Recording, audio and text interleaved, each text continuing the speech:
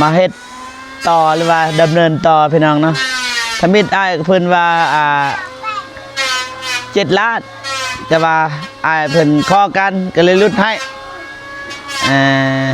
ยังเหลือ10,000 บาทพี่น้องเนาะ6.5 ล้านน้อยเนาะแมนเท่าไหร่48เฮาสั่ง45แต่ว่าอ้ายก็มาเพิ่มเลยเพื่อแน่นะยานมันบ่พอดีกว่าเรือดีกว่ามันบ่พอน้องเนาะราคาไม้48 โต2,880,000 แมนแต่ว่าเฮาสิให้2.9 ล้านเลยซะเนาะแล้วก็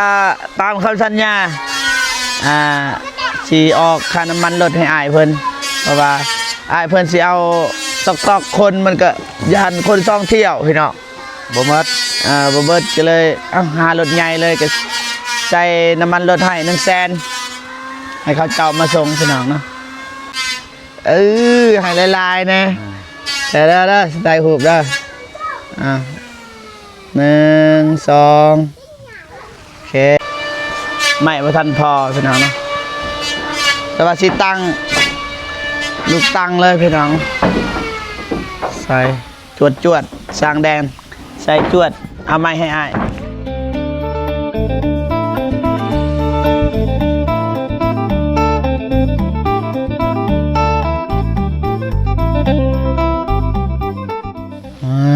บ้านนี่พี่น้องเอ้ยเปิดภาพมาอยู่ที่บ้านน้องฮานที่เก่าพี่น้องเนาะสบายดีเด้อน้องฮานโดยสบายดีเด้อเบาเจ็บโดยสบายดีพ่อแม่ผู้ใหญ่ใจบุญทุกท่านที่กับ FC ทุกท่านหรือว่าอยู่ในลาวและไทยและต่างประเทศขอสวัสดีสบายดีเมิดสุขุทุกคนเรียบร้อยมันได้ไหมเอาไหมสบายดีเด้อเด้อสบายดีเจอกันอีกเลยสบายดีเด้อสบายดีพ่อเฒ่าสบายดีกับหลานเนาะเด้อมื้อนี้เอาใหม่มาส่งเรียบร้อยพี่น้องเนาะแต่ก็ทางเบาเจ็บก็หาอ้ายเพิ่นมาเฮ็ดต่อหรือว่าดำเนินต่อพี่น้องเนาะทมิตอ้ายเพิ่นว่า7 ล้านแต่ว่าอ้ายเพิ่นข้อกันก็เลยลดให้ยังเหลือ10,000 บาทพี่น้องเนาะ6.5 ล้านน้อยเนาะแมนว่าไม่ในมื้อนี้ก็สิจ่ายเงินมานี่รวมไม่เท่าไหร่48เฮาสั่ง45แต่ว่าอ้ายก็มาเพิ่มเลยเพื่อแน่นะยานมันบ่พอดีกว่าเรือดีกว่ามันบ่พอน้องเนาะราคาไม้48 โต2,880,000แมนแต่ว่าเฮาสิให้2.9 ล้านเลยซะเนาะแล้วก็ตามคำสัญญาสิออกค่าน้ำมันรถให้อ้ายเพิ่นเพราะว่าอ้ายเพิ่นสิเอาตอกคนมันก็ยันคนท่องเที่ยวพี่น้องบ่หมดบ่เบิดก็เลยหารถใหญ่เลยก็ใส่น้ำมันรถให้100,000ให้เขาเจ้ามาส่งพี่น้องเนาะเฮาก็ซอยๆกันนั่นแหละพอดี3 ล้านเลยแม่นบ่เจ้าจะได้ก็ขอบใจละลายแหละโดยบ่เป็นยังซอยๆกันได้ที่ซอยได้ซอยนะ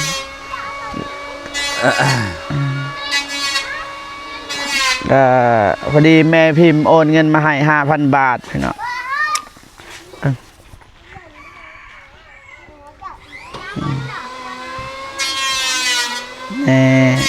ใช่5,000 บาทพี่น้อง5,000 บาทดีทางห้านโอนเงินมาให้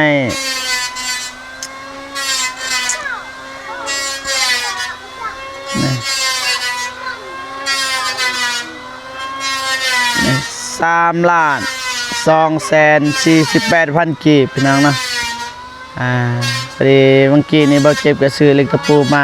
35,000โลนึงพอบ่โลนึง อาจจะพ่ออยู่ โลนึงเนาะ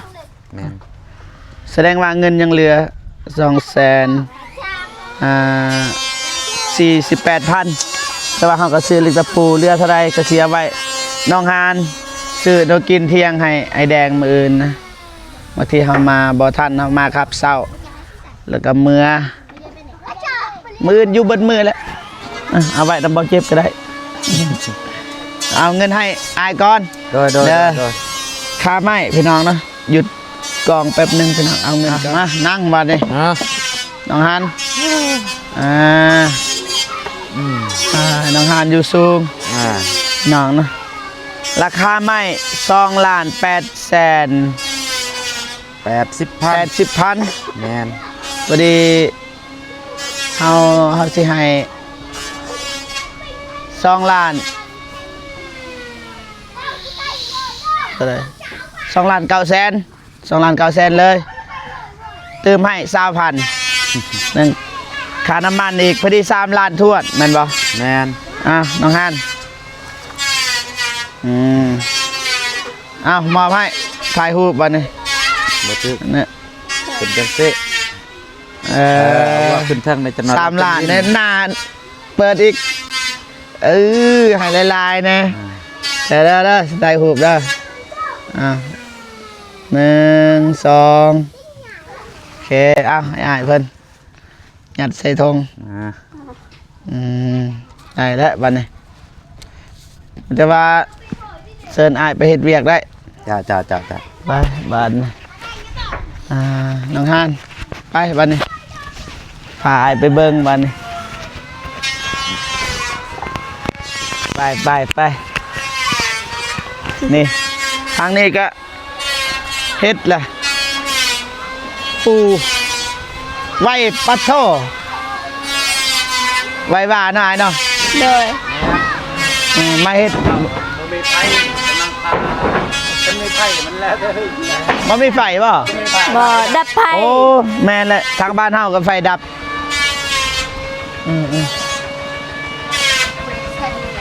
นั่งทานนี่จนอยากเข้าเลย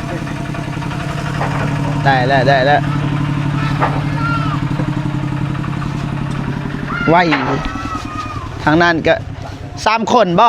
โดย3 คน 3 คนพี่น้องนี่บ่พอเซ็นอยู่นี่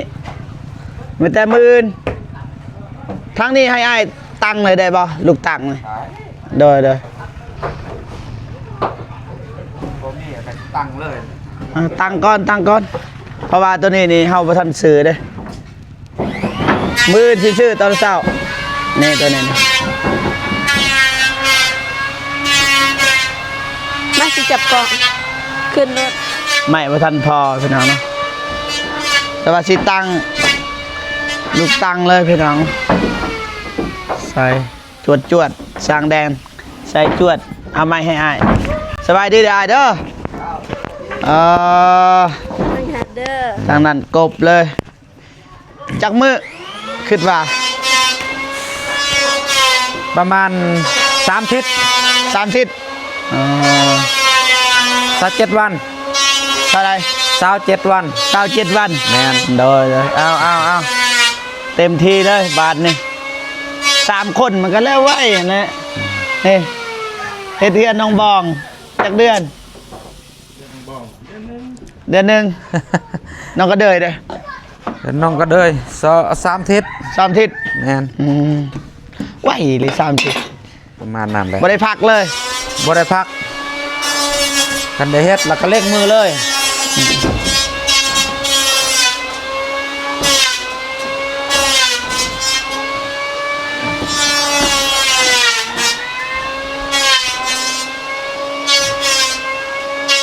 ทางนั้นก็ยืนเบิ่ง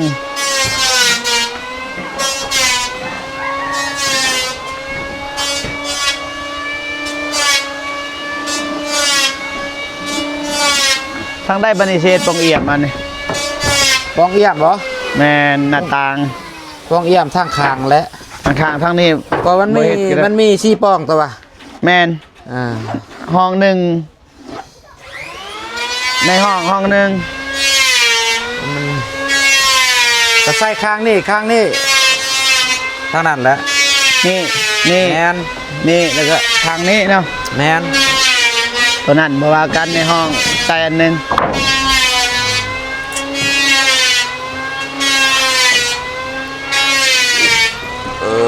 ไฟดับแต่เช้า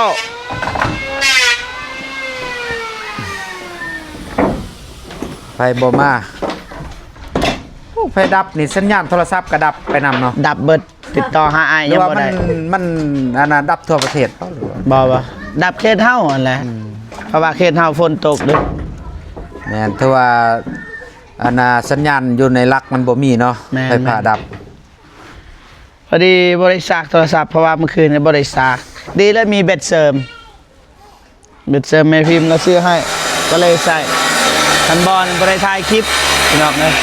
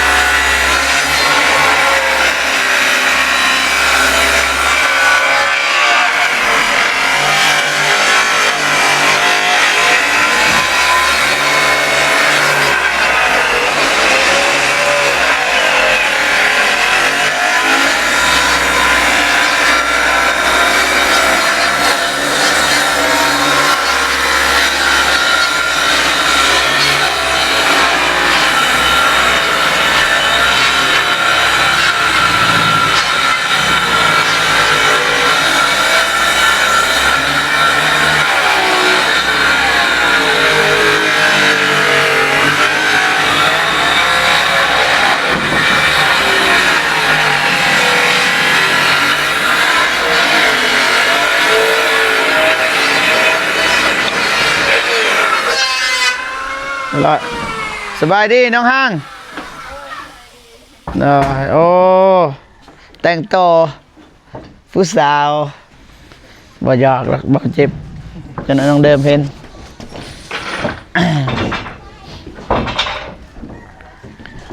มาเห็ดทางนี้เลยมือนี่ต้องได้ซื้อแต่ว่าบ่อยากให้เสียเวลาเห็ดทางนี้เลย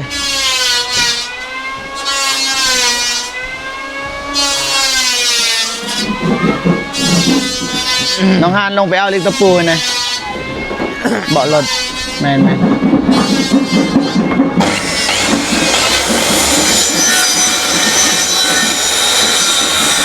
ต้องได้ป่ะยอดทับสายโดดสายต้น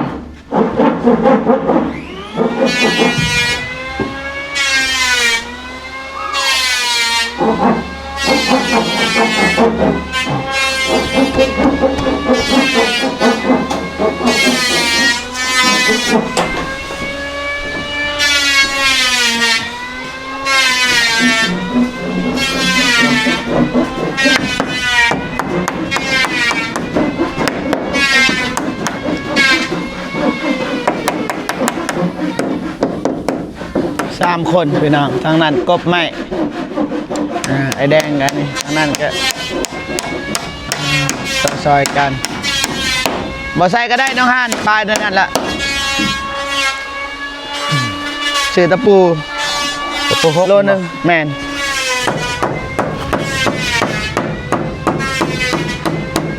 เบิ่นไม่สลามาเลยบ่บ่ได้มา มืออื่นบ่ แม่น ได้คือกันอยากให้อามามืออื่นบ่ แม่นมาเลยนั่นแหละ โดย ต้องเร็ว เอามาเลยเนาะ แม่น โดยมืออื่นจัดให้ นี่แหละก็เอิ้นว่าปูคันว่าปูแล้วก็ใส่วงกบ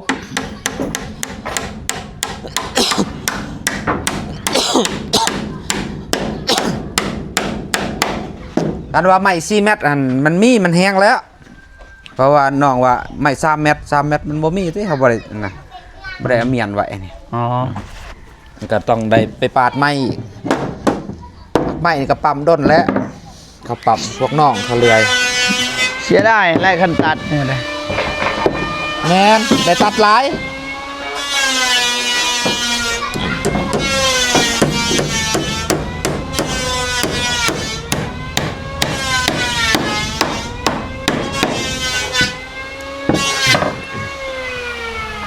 เห็ดงามๆเด้อ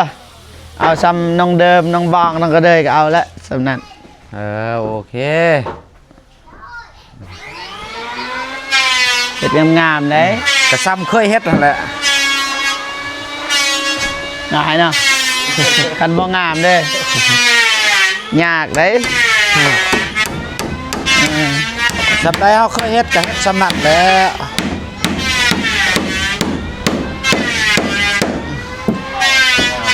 อะไรวะ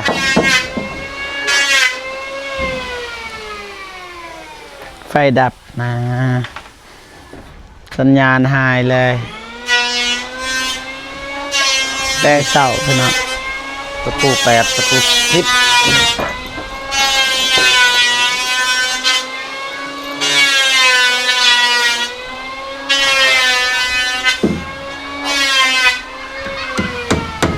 จะน้อยเมื่อป่ะ เมื่อ เมื่อสิเที่ยวเอ้า แมน คือประมาณนอนเลยอะ มันก็เบิ่งช่วงมันก่อนช่วงนี้นี่เด็กน้อยเขาบ่อยู่เที่ยงฮะมันจะข้าวเวียกแน่นะ เสาร์ตอนแรง ฝนตกเด้นอนเอาดีกว่า ที่ก็สิได้นอนเดี๋ยวเบิ่งก่อน เชื่อว่าผมมานอนเนี่ยตอนนี้ยังหนาวเด้นอนบ่ทันแอมเด้ แล้วนอนเพื่อนพ่อเฒ่านี่ก็ได้ครับ แม่ บ่ได้ถามเราบ่อยู่ แม่น อยู่ที่เป็นเพื่อนโสด เครื่องพระเท่าก็ยังบ่ทันให้ซ้ํ เราอยู่ ลืมอยู่รถบ่ฝนดิบ่ฝนก็คาเวียกนิดนึงพี่น้องเอ้ยก็เลยบ่ได้มานำกันอ่า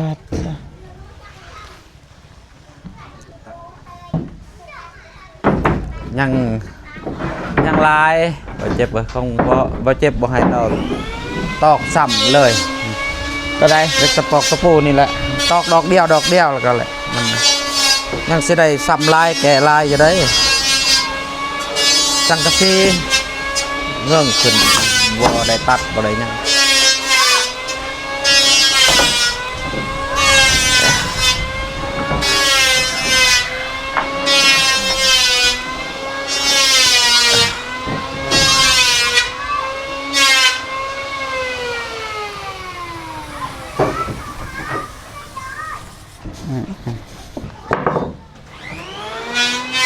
บ่าวพ่นบ่มาเนาะ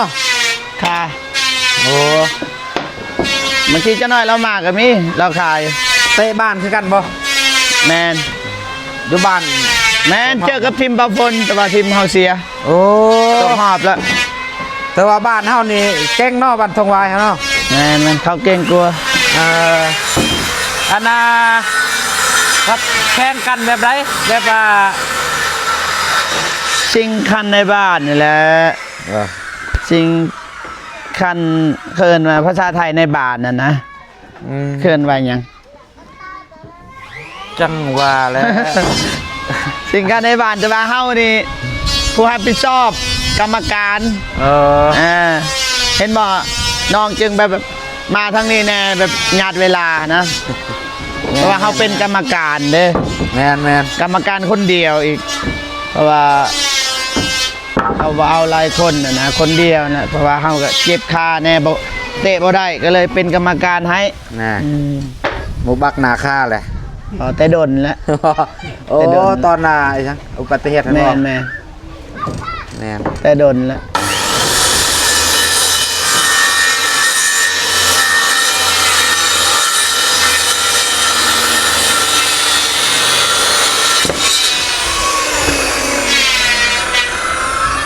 ตอนนั้นก็เตะบ้านคือกันเนาะ ไป โตอุบัติเหตุสุดก่อน แม่นเตะบ้านในเมือง เจ็บประจำเขาอ่ะนะได้ ก็เศร้าเลยนะเป็นน่ะโอ้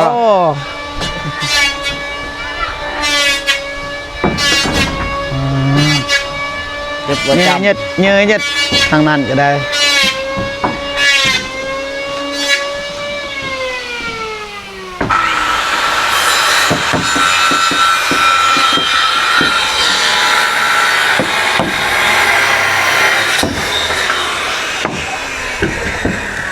สบายดีพ่อเจ้า ำ มา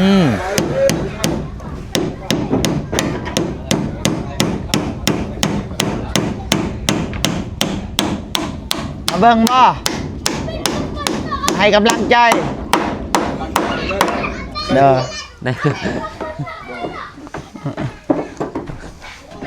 ถ้าบ่ไปใส่เบ็ดเดี๋ยวนี้เนาะมันตกปลาบ่สวบเกือบได้พอกับลูกตอนเช้า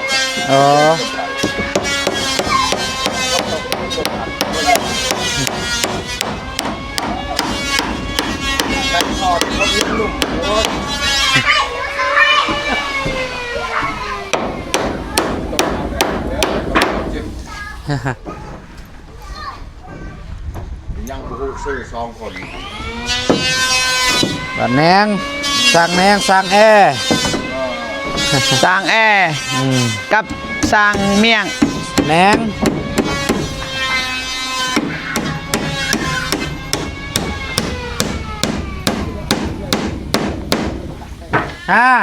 จมบางยานี่มาอีกแล้ว สบายดีพ่อเฒ่า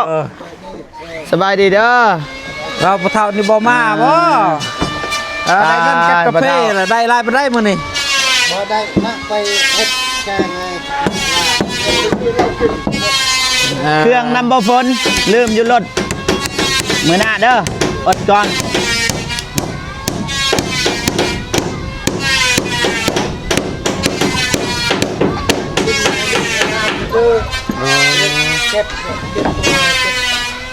นี่แหละ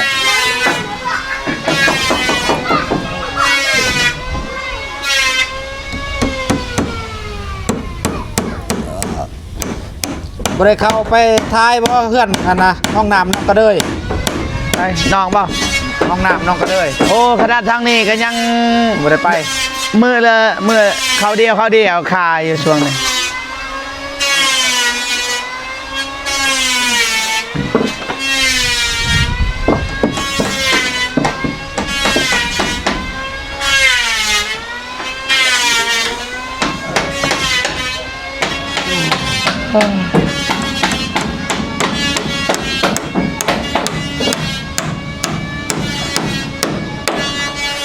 ได้ยังกินมื้อนี้อ่ะ ปลาทู่น้องคนมันนะซื้อมา โอ้สิเอาเงินฝากให้น้องหานก่อนเงินตัวเรือ ให้ซื้ออาหารมื้ออื่น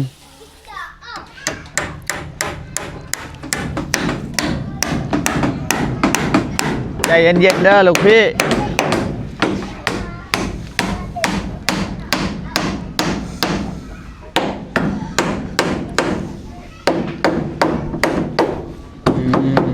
ไอ้เยิ้ม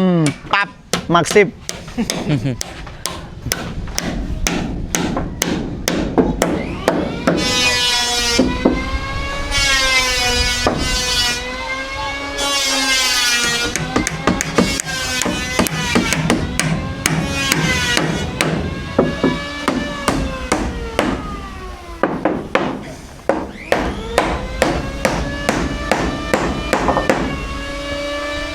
ปั๊บเรียบร้อยวันนี้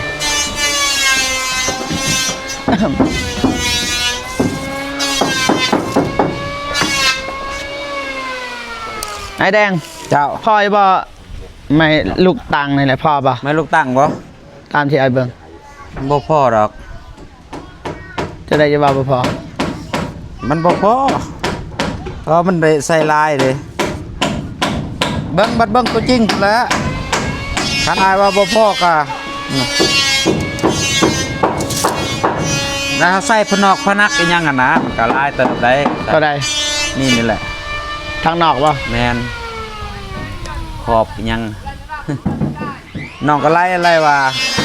ตอนนี้ไปนี่ก็3 เมตรเนาะ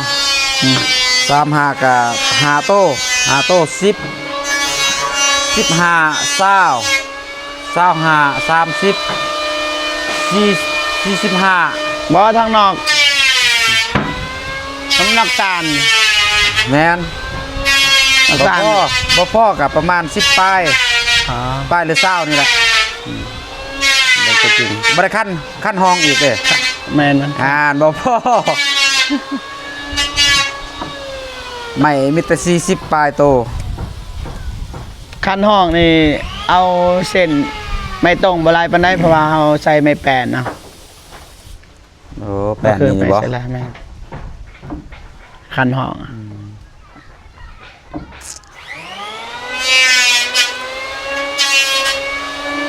เอาเฮ็ดไปก่อนตัวใดบ่พอจังว่ากัน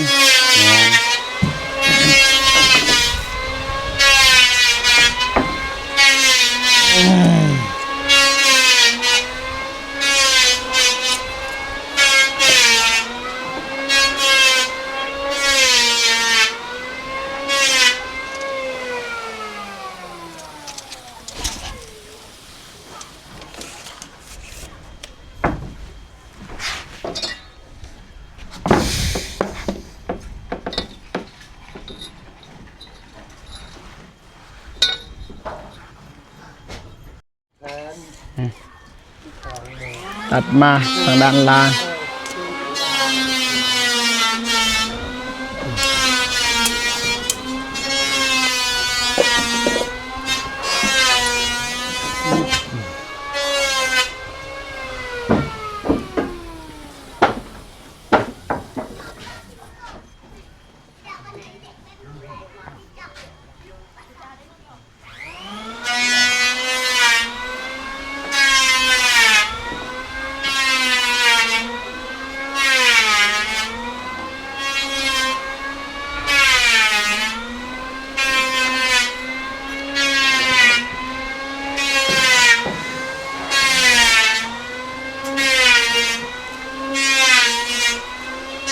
เอาเพียกมายังใส่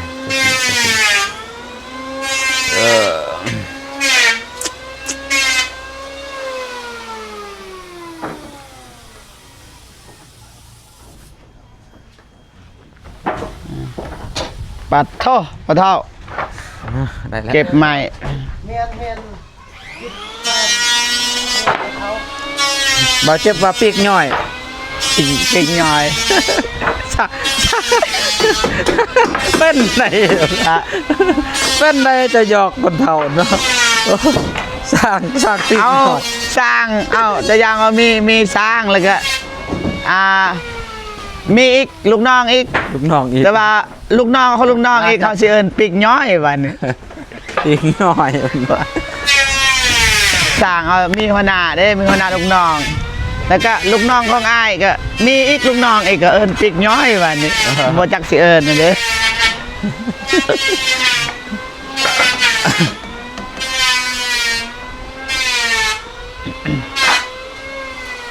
ไปพอได้หยอกพอได้หัวเนาะ แม่น หยอกกันสิได้หัวบ่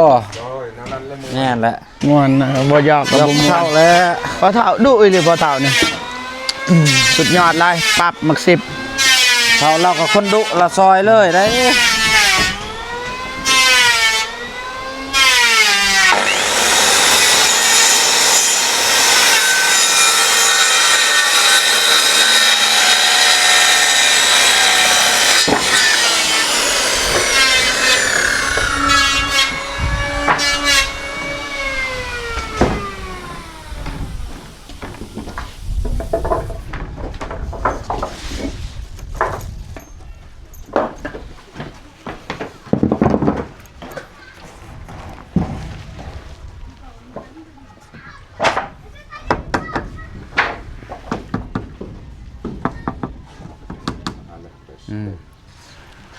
ปูใส่เลย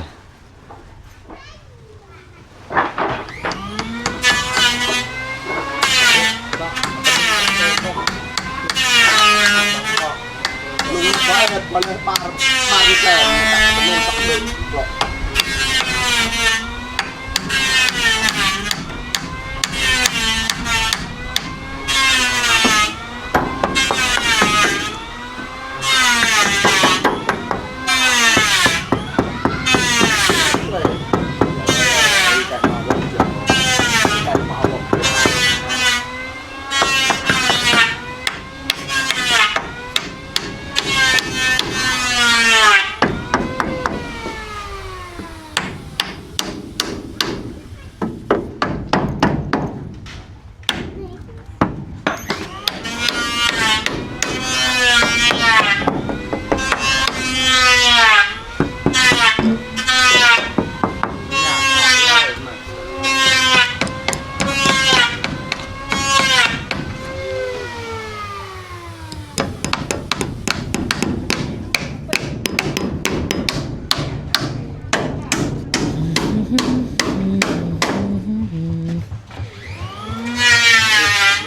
บายดีเด้อ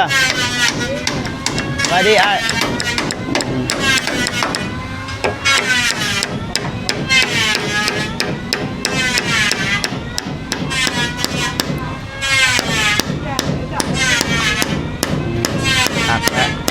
ไป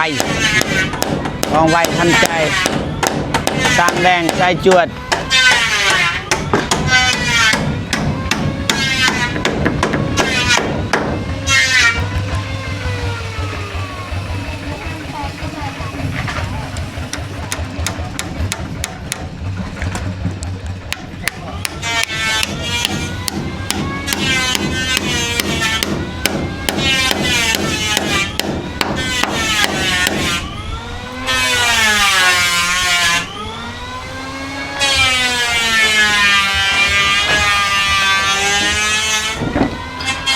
โอเคเอาพี่น้องมาประมาณนี้แล้วมืออื่น บริเจียน เบิ่งไม่สีคืบหน้าจังใดพี่น้องเนาะ บริเจียน สำหรับมื้อนี้เบาเจ็บกะประมาณนี้ดูเรียบร้อยทั้งนั้นมื้ออื่นก็สิซื้อถ้าบ่ทันก็ให้อ้ายเพิ่นเฮ็ดเบื้องนี้ก่อนเบื้องนั้นน่าจะทันแล้วมื้ออื่นโอเคเอาพี่น้องเนาะเราเจอกันสิจบคลิปก่อนเนาะหักแพงเบิดสกูสกุลพี่น้องเนาะต่อกันคลิปหน้าสำหรับคลิปนี้ขอกล่าวสบายดีเด้อพบกับพี่น้องเบิดสกูสกุลพี่น้องเนาะไปตอนนี้คลิปยาวแล้วพี่น้องเนาะจบคลิปก่อนบ๊ายบายเด้อ